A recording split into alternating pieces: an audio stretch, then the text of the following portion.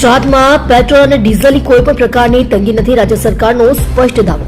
અન્ન અને નાગરિક પુરવઠા વિભાગના અધિક મુખ્ય સચિવ મોના ખંધારે જણાવ્યું છે કે રાજ્યમાં ઈંધણનો પૂરતો જથ્થો ઉપલબ્ધ છે અને બફર સ્ટોક પણ જાળવી રાખવામાં આવ્યો છે।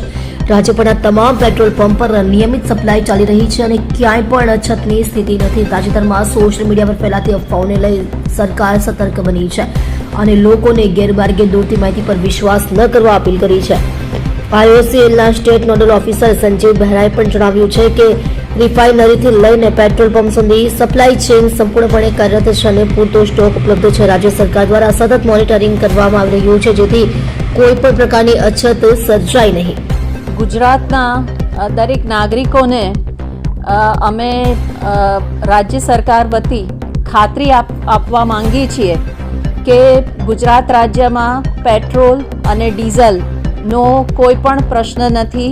બધા જ પેટ્રોલ પંપ ઉપર પૂરતો જથ્થો ઉપલબ્ધ છે તેમજ આપણી પાસે પૂરતો બફર સ્ટોક પણ ઉપલબ્ધ છે।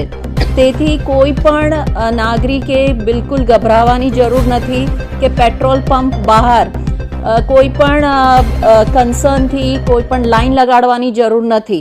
જ્યારે પણ પેટ્રોલ ડીઝલનો જેટલો જથ્થો જોઈએ એ પૂરતા પ્રમાણમાં ઉપલબ્ધ છે।